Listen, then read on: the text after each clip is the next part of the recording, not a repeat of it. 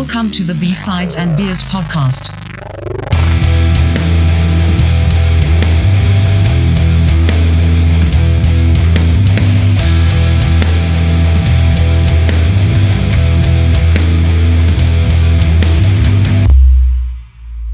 Welcome to B-Sides and Beers, episode 92. Tonight we're talking artists re-recording albums. What's going on, guys? I'm pumped, man. This Kicking is a it. good one. Woo! What were you doing in 92? That's like when you said episode 92. I was like, what was I Episode doing 92. in 92? Way back in 92, probably listening to some House of Pain. Yeah. And I don't know. Maybe some Criss Cross. Pearl Jam 10. Pearl Jam 10. This is just a Nirvana. Nirvana, yeah. Yeah. Maybe we For got sure. maybe we got to do something 94 for 94, episode 94, maybe something like that. Hey, what do you Yeah, guys that's a good drinking? idea. What are you guys drinking? Let's do a circle around that real quick. What do you got? Which way's clockwise again? Oh, Mike, you're in my top left. We're You're flipped. Okay. I'm in the top. Well, I am doing the same as last time just because it is affordable and delicious. We're doing the Boulder Dash Brewing Sneaky Weasel. Bought a Weasel. Yeah. 30 pack for what I got. $15. Yeah, pretty much. It's cheaper than Pabst. Is it really? It is, man. Yeah, It's got to be the cheapest in in the whole store. Like Totally. Yeah. Totally. It's like $20 for a 15 pack, and you look at a Pabst, it's 25 or 26 for a 15. It's like, okay, I'll go with this. yeah. Yeah. And it's tasty. Dana, what do you have? I have a Dat Juice Citrus Pale Ale by Twin Sails Brewing. That juice. Can't get that one here, but I want to try that one. Yeah, it's good. I mean, I think the can looks more delicious than the beer. Totally, totally. trickery. It sells it. Yeah. Yeah, it really does. It looks juicy. And It's not bad. I mean, I don't know what a juicy beer is, but it's good. Yeah. And I also got a rad. Yes. bad. Yeah. Nice. I got 6 of these, so I'm having the speed metal stout. Speed metal. Oh, nice. I should just turn this off. I don't know what's on from meetings. White Tooth Brewing. It's on there. It's from Golden, BC. Nice. Yeah. Sorry, what's the name of the brewer? White Tooth Brewing Co. White Tooth. Yeah, White Tooth, and it's good. Like, cause I picked up a bunch of them right at the brewery, but it's another one of those. Maybe we talked about this, but like another one of those like breweries that are in the center of like a little town, right? But like a massive brewery and like a beautiful building, and like everybody's there. It's one of those kind of situations, right? But Cool. yeah, Love those. Beer's cheap, I bet. yeah, pretty good actually. Not bad at all. And this For is, craft, I'm assuming, yeah. Yeah, and I mean this. It's a foreign extra stout. I don't know what that means, but like 6.5%. Usually the stouts are quite a bit more, and this one's pretty good. So, yep, speed metal stout. Okay, I picked this topic only because I didn't know anything about it, and I kept hearing stuff about it, and then. And, you know, and I told you guys. I don't think we put this on a recording, but like it was when I heard the Incubus song, it came across my like release radar, and I was like, "Oh yeah, like 25th anniversary kind of thing. Like, well, how long is this?" Right? And then I start playing it, and I'm like, "Well, I know this song." I'm like, "This song was on the album, but it doesn't sound like this." So that's when I was like doing a little dig in and realized that they have re-recorded this album, Morning View. So, you know, and I had heard about the Taylor Swift stuff, and like I see these like Taylor's version on, you know, comes across, you know, Sirius XM, and I'm like, what does that mean? You know, like what's her version? So anyways, I just kind of wanted to do a little bit of a deeper dive into that just to kind of see what's going on with that. Why is that? Why are artists doing this? And I guess it kind of starts with like maybe the question that I have that maybe you guys came across, but like, how did you get yourself into this contract in the first place? you know, like, how did you have such poor management and direction that you decided to go into this without? And we're not talking about, you know, Incubus. I consider small in comparison to Taylor Swift, obviously, and like Prince and like Def Leppard came across again with. I didn't even know that the last time episode we did. I didn't even see that. Right. So, anyways, I'm rambling on this, but it's just, how did you get to that point where you're like not owning the masters? You have zero control out of anything that you have produced. Like, it feels like that would be, if we were in a band, that would be the very first thing that we would make sure that we would have solidified, is complete control over all of our stuff, everything. Well, once upon a time, way back in the olden days of recording, you didn't have a choice. So you wrote a song and you tried to get it onto a record label, someone to buy it, and when they, you know, if a record label bought it, they would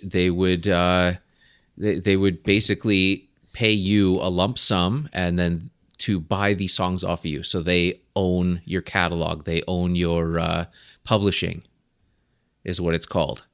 So for forever, being the only way that you could get your music out, or you can get on a label and get it on a record or a cassette or a CD or whatever, that was just part of the package, and it didn't matter how big or how great of a legal team you had or representation. That was just part of the thing. Yeah, I think that's, from what I understand, I think that's a part of it, because you have, for example, an artist like Taylor Swift. And so my wife has put me through the steps on all this, because Kira's not a Swiftie, but a fairly big fan. Right. And from what I understand is, so she has not sold her library. So you can be an artist like Neil Young or Bruce Springsteen or Michael Jackson. Mm-hmm. Sell your catalog. That means you make no royalties whatsoever. Yeah. But then you can be an artist, for example, Taylor Swift, who signed a contract when she was super young and was making royalties. And I think, you know, obviously that contract did not have any foresight into her being the biggest pop star in the world. So it was probably not, you know, the best contract in her favor. Mm-hmm. But at the same time, you know, the technology changes and she's not selling discs anymore. It's streams. Right. So she's getting royalties based off of streams, which are not the same as royalties based off of like a physical product. Well, that contract comes due where she's able to re-record it in her name and take a bigger chunk of the royalties. Right. And why that even exists is crazy too. Like, why would you put that into the contract as the record label to say, oh, after X amount of years, you can re-record all your stuff and then just put it out again? Most contracts will have a statute of limitations just for that reason. Yeah. So if you were creating something and you give it to someone who's going to distribute it and they will pay you royalties, they do all the work and they give you a chunk of it. If you have a good lawyer, or if you have some kind of business sense, you put something in there like, after 10 years, contract is void, we renegotiate. Because what if that distribution company or record company or whomever is a pile of crap? Or goes under, which has happened. Or goes cases, under, right? Yeah. misrepresents, whatever, and you're subject to like that whatever badness for a certain amount of time until that contract is void. So that's when you can either go back to them and say, okay, well, you still do all the work. But now that I think streaming is the main platform for all artists, it's a lot easier to say, well, we'll just do all the work because it's digital. You're not moving physical product. Mm-hmm.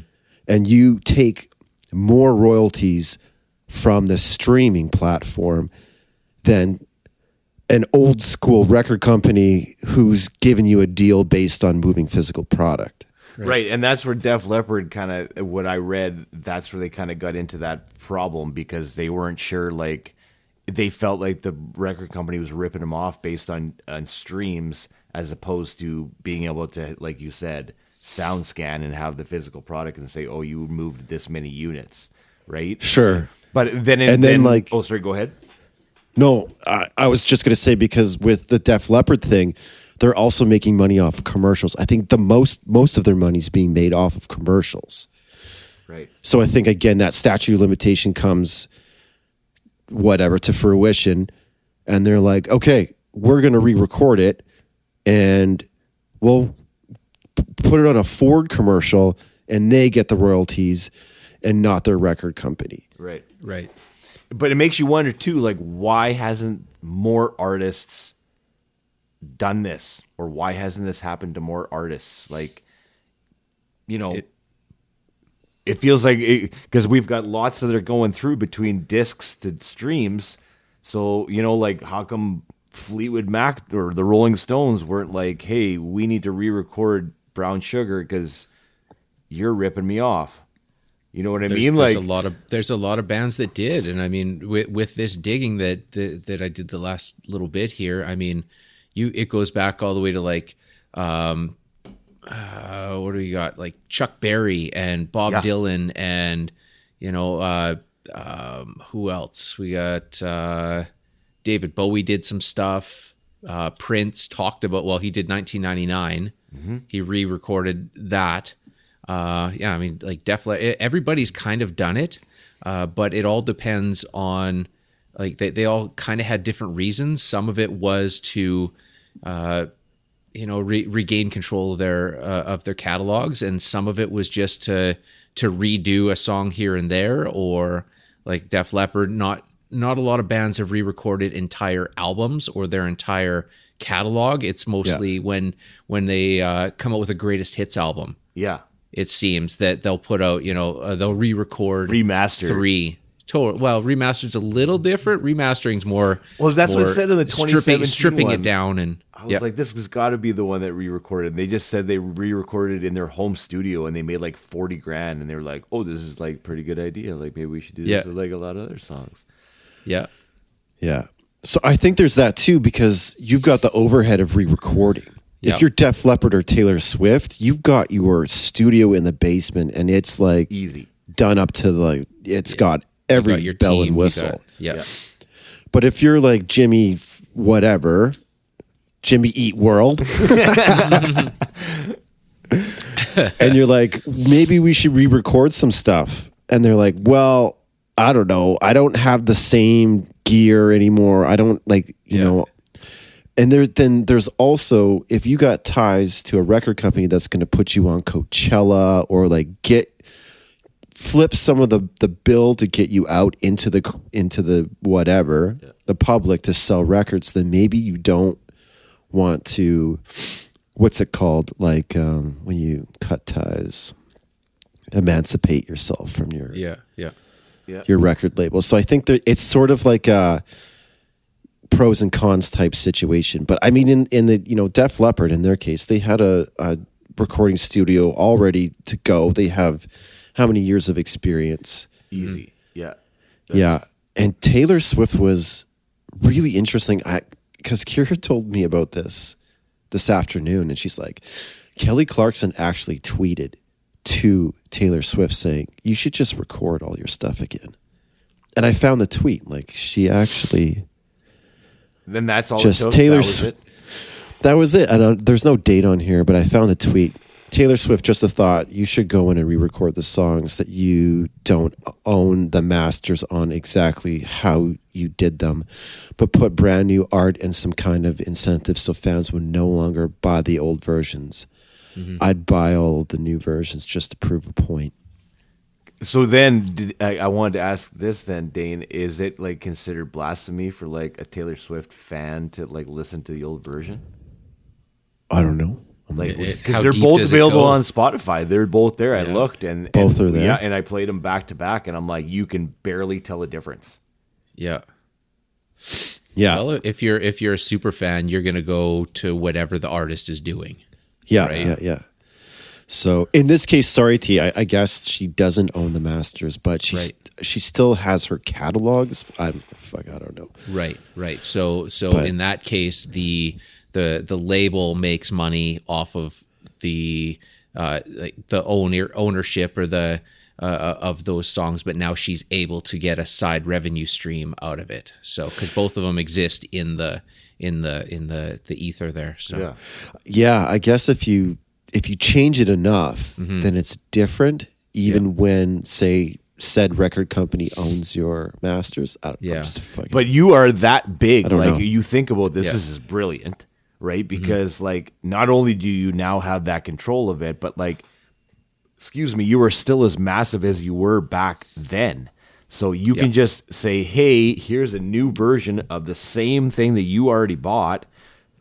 Stream it 1 billion times. Thanks, I already got you the money out of the first one. Now we're getting on to the next one. You didn't have to do anything. You went into the studio for a day and sang the same song you sang 1,000 times. Like, it's brilliant. It's like it works itself right in there, right? Like, it's crazy that these contracts existed, and I don't know what they're like now. Well, right now it's a little different because now they only sign artists to a single album deal, where way back when, you would sign to a 4 or 5 record deal. Yeah. And that, you would be obligated to put out 4 original albums and then 1 greatest hits before you can get out of that contract. That would suck.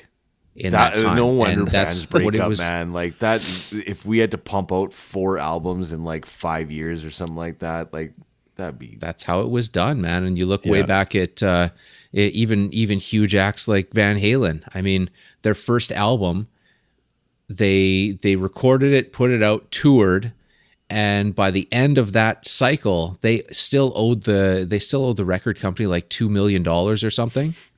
Like they had nothing and they owed that. So that's why they had to get Van Halen 2 out so fast. Right. Was, because they got to make up the money. So let's pump out this new one and let's go on another tour. And hopefully by the 3rd album, we break even, right?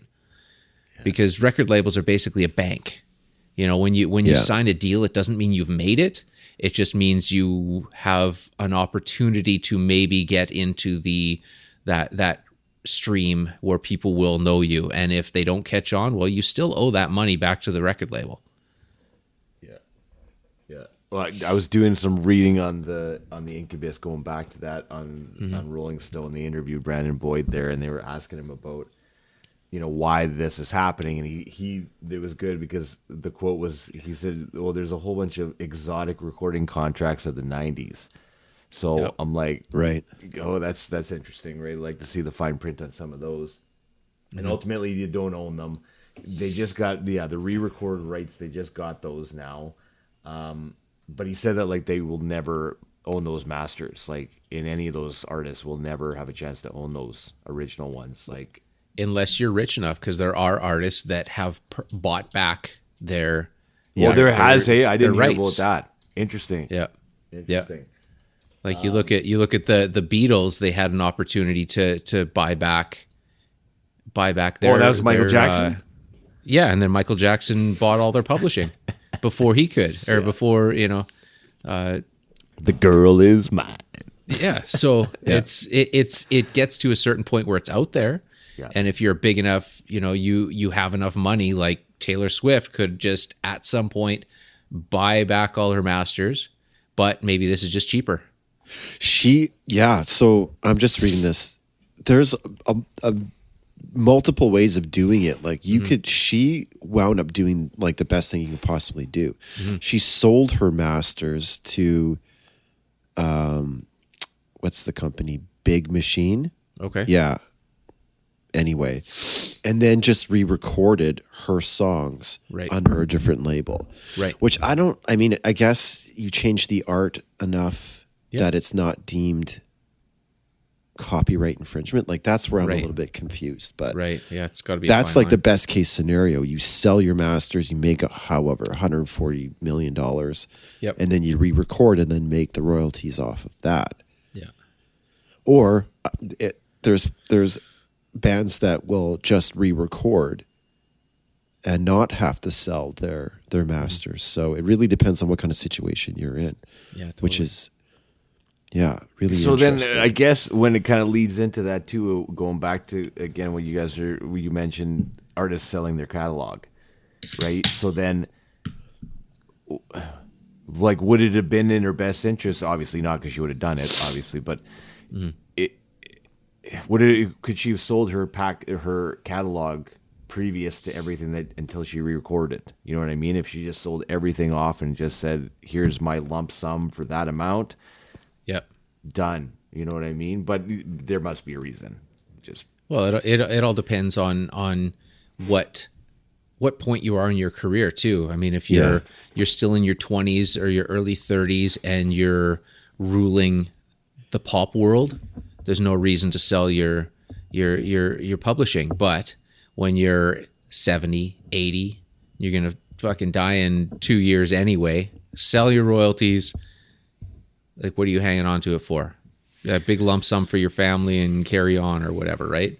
Totally. Because now that the royalties have changed, where you're not getting money from radio play, you're not getting money from CD or physical copies in any form.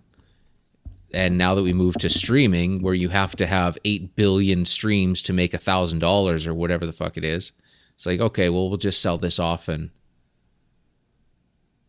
you know, you use it for whatever you want, because I'm almost dead anyway, and my future, you know, my family isn't going to get more out of that, right? So it makes sense for those older acts. It doesn't make sense for some of those younger ones to me.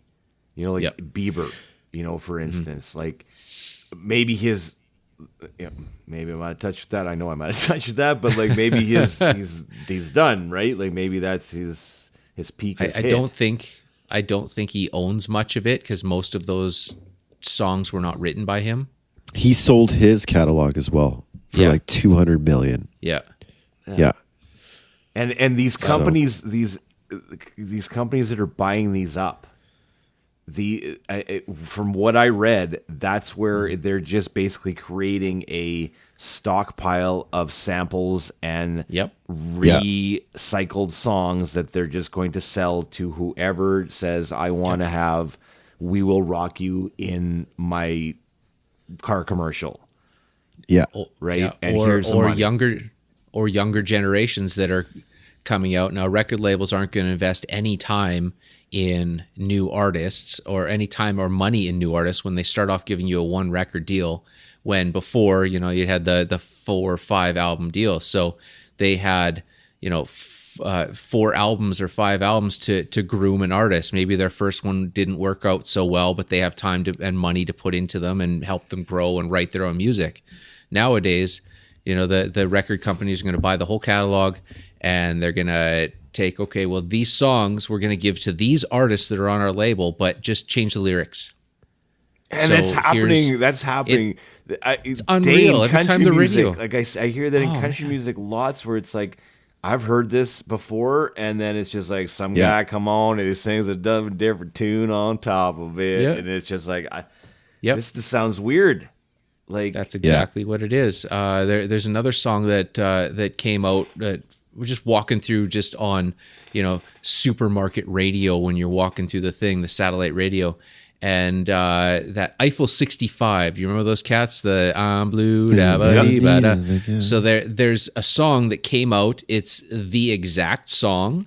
It just has and the same flow to the lyrics, but now it's a female singer, and she's changed the lyrics. But everything else is the same. Like even the hook, the chorus, it's all exactly the same. They just changed all the words. And that's what's happening with a lot of these songs, where the companies won't give, or they won't give time to make artists good or allow them to create stuff. So it's just, okay, here, just take this and let's carry on. Man, I don't want to get too deep, but like the music industry is like supernova. Right, like shine bright for like a very, very short period of time, and it's gonna self implode it, or maybe already is on itself. And we talked about whether rock and roll was dead, like maybe in episode 4. And after this conversation, a little bit more, it's just like it's bleak.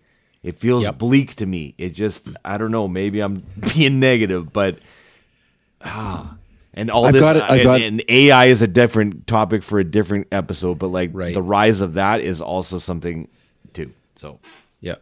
So, okay, I'll give you two polarizing examples on that. And I think like the whole idea of the record companies or the music industry imploding in on itself is definitely something that you can see with AI and how you can just like have a computer program make something which is the likeliness of somebody like Kurt Cobain or whomever Yep.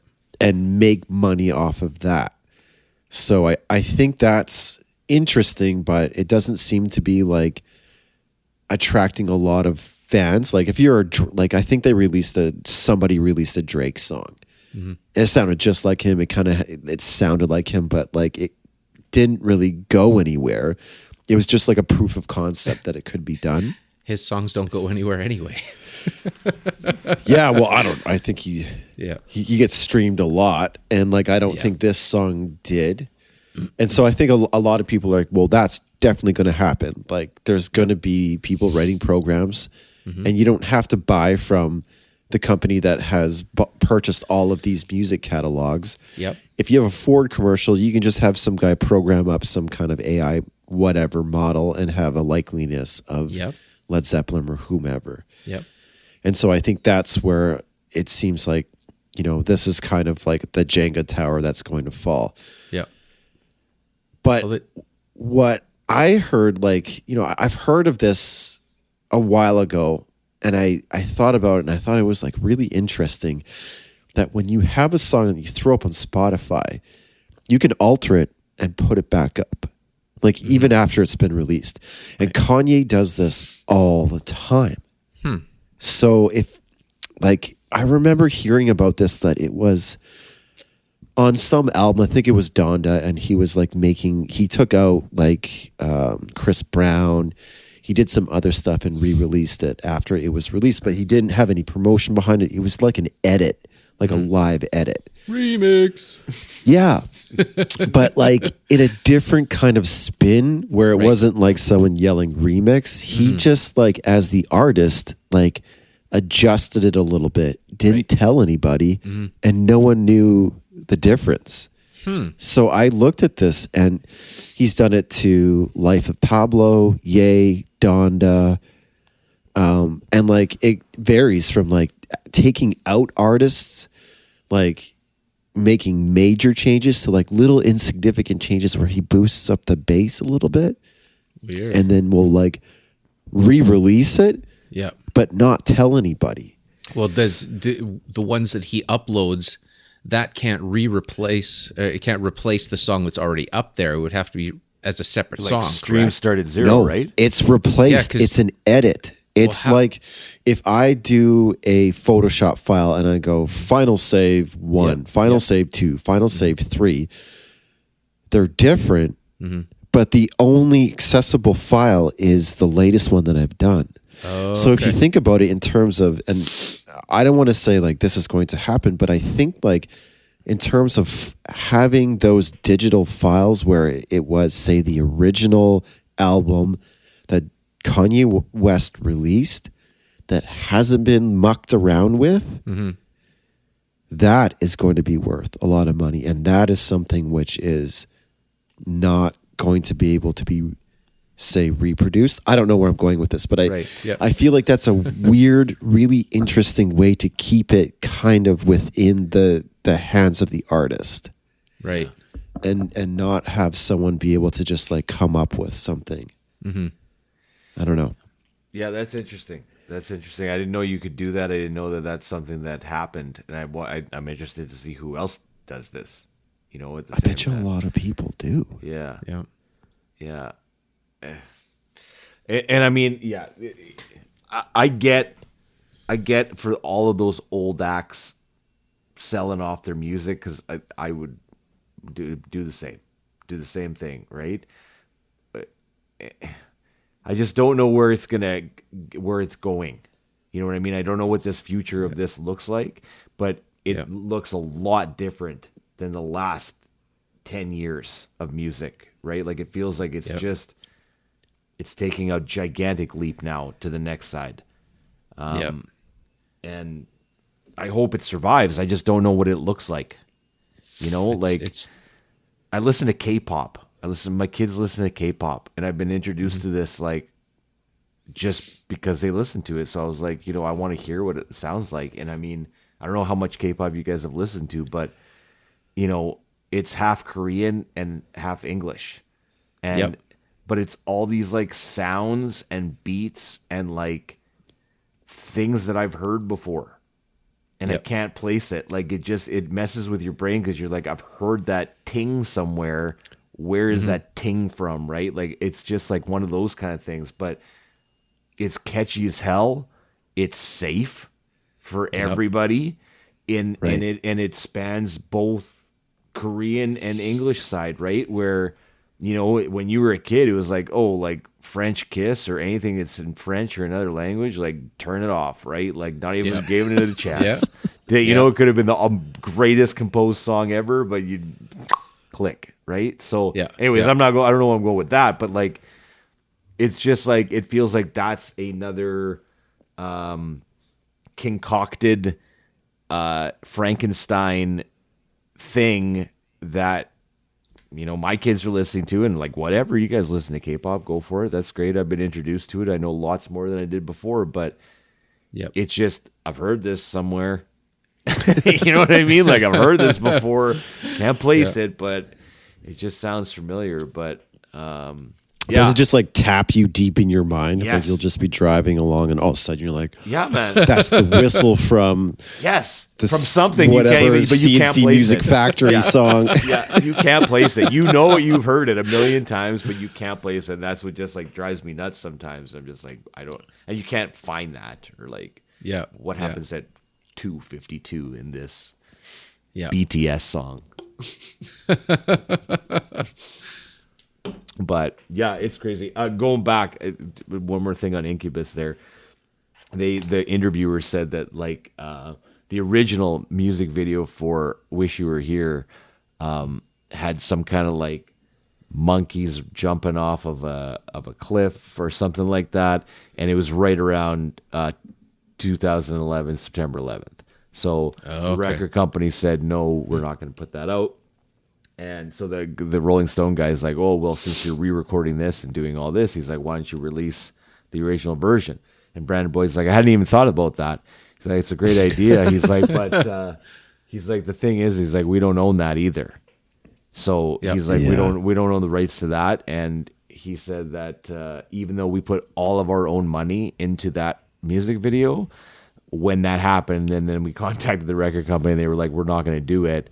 He was like, well, then what are you going to do, right? Because we literally put all of our dollars into this, and they, came out with, some kind of last second thing that they had some extra footage that they put together for concert footage, and boom, there's the final thing, right? So, but it was just interesting again that like the music videos don't even have control of the music videos in that sense, right? And again, it makes you wonder about some of those big music videos of all time. Who's getting those and who has control of those? And you're not re-filming Thriller or it comes down to the record labels because they invested $3 million in this music video while you're still under contract with whomever, right? So you don't own that art. No. And I mean, some of it's huge, right? Some of it's I mean, whatever, Incubus, that's we're talking small time, but but you got Chili Peppers, Give It Away, or something that's iconic like that, right? Totally.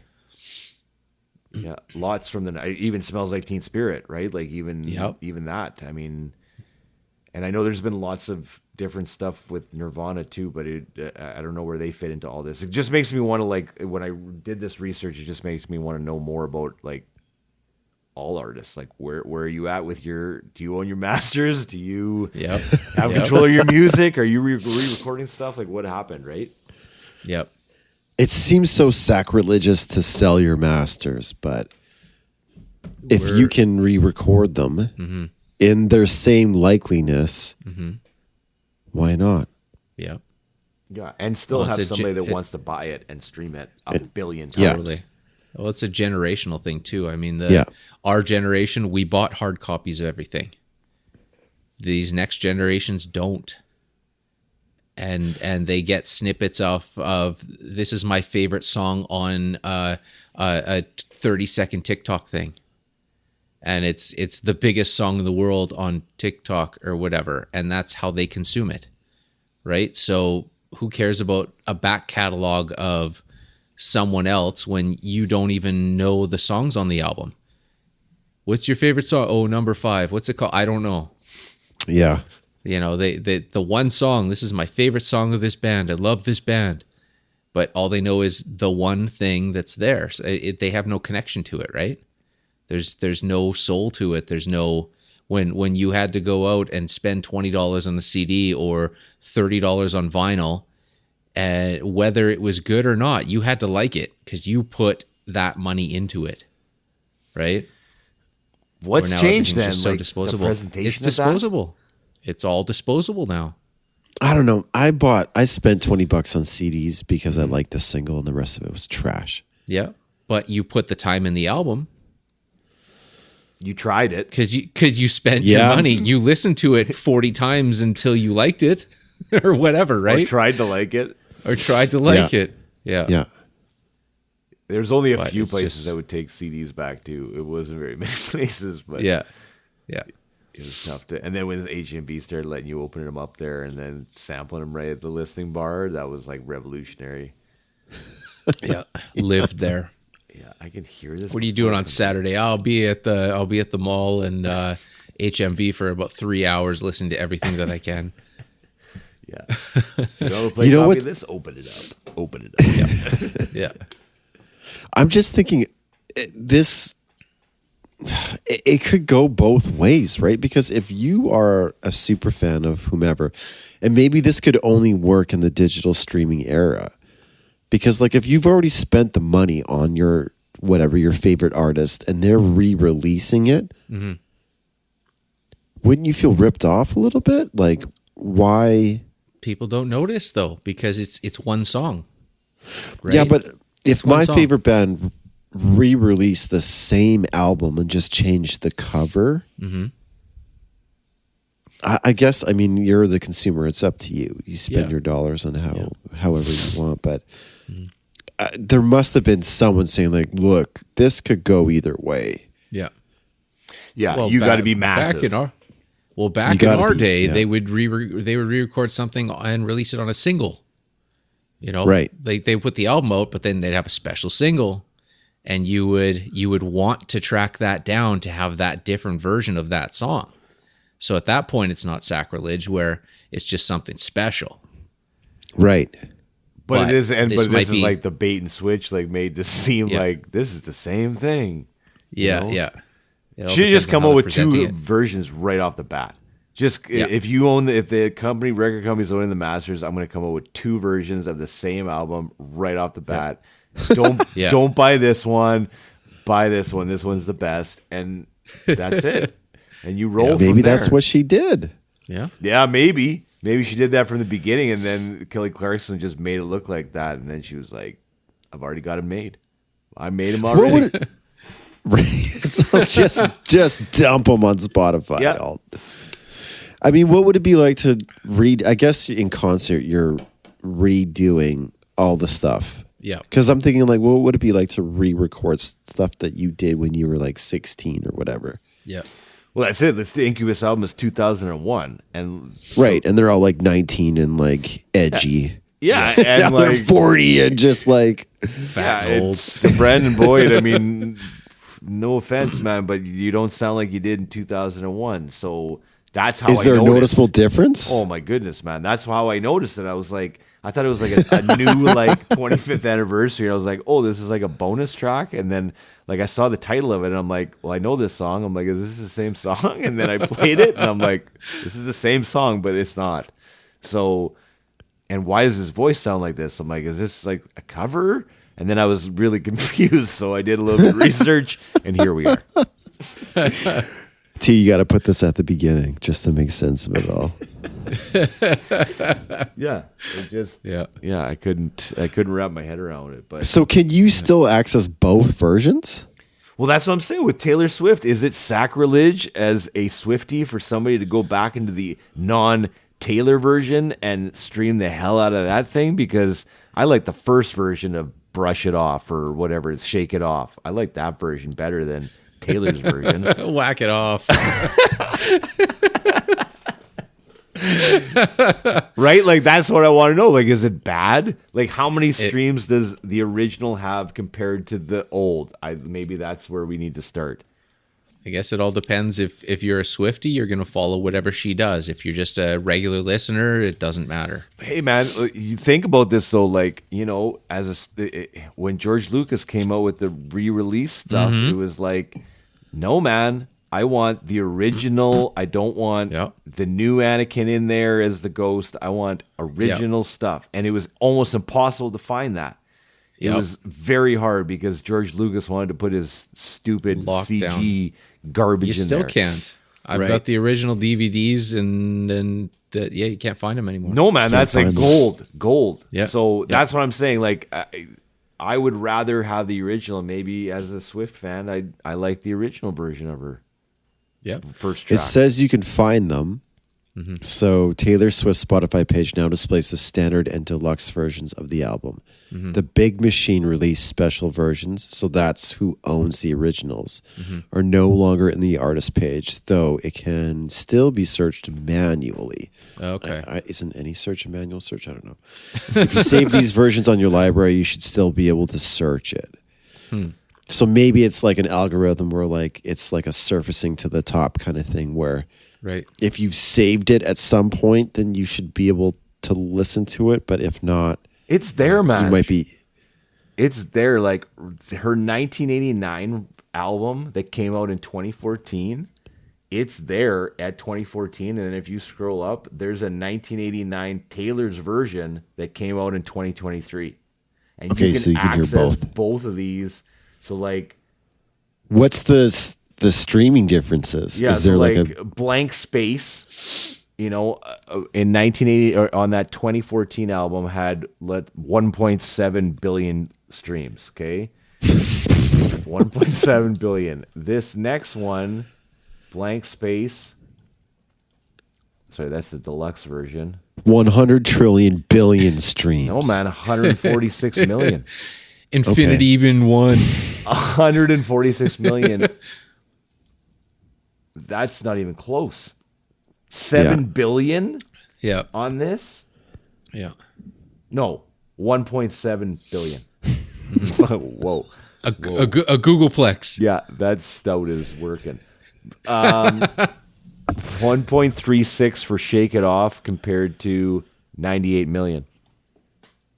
So I thought it was going to be making the money off that 98 million where the other ones. Yeah. And there's a time, you know, the amount of time it's been out as opposed to the amount of time the new version has been out. Yeah. Yeah. Like she came out with like 3 albums in 2023 that she re-recorded. Mm-hmm. So it's working. Yeah, it's working, right? Like, and I don't know what she's been doing in 2022, but yeah, I think she just kind of started it.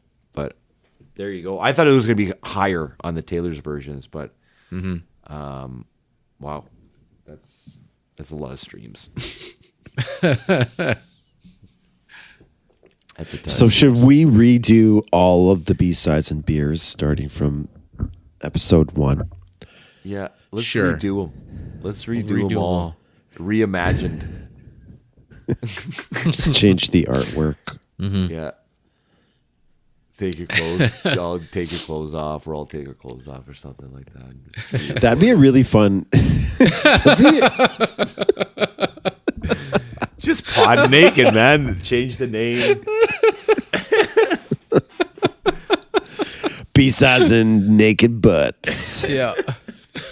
It would be fun to redo the Bryan Adams and Corey Hart. Oh, you changed your mind on it now? Revisit. I don't know. We should just hit it cold and see what happens. Yep. I and like that idea. re-release it and just put it at episode 1. We all sound a little haggard.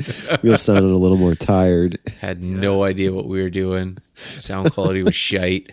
Yeah, the world was going imploding on itself. Yep. Yeah. Got to start somewhere though. Yeah, we'll do the new version of it. We'll just re-record our own stuff. I like that idea. That's good. Just do it now. I said we'd do it. Let's just do it. Yeah. We own the Stay tuned. masters. Yeah. Not Jimmy Page. Yeah. Get out of here. Thanks, guys. This is good. This is a good 45-minute episode. I think this is kind of perfect. Just a little hashing it out on this and kind of figuring it out. So I still don't quite understand. I want to see graphs. Like, I know, man. I want more information on this. Like I said, I kind of need to dive deeper into it. I just was scratching the surface. I just found out about Def Leppard right before I started here. Came on here, and I was like, they're on here too. Like, they're part of it too. Like, who else is on this? Yep. And what other versions because we expect to hear like in the future? You know, it's all just gonna sound like old, haggard versions of the originals. All this stuff though makes me feel old and sound old though. That's the thing, right? Like it's because we are. It's like I'm old. It's because we are. Yeah. 45 minutes. There we go. End it there. There we go. All right. We want you guys to subscribe, share, and review this podcast. Keep it going. Keep it strong because we're having a great time entertaining you guys with B-Sides and Beers podcast.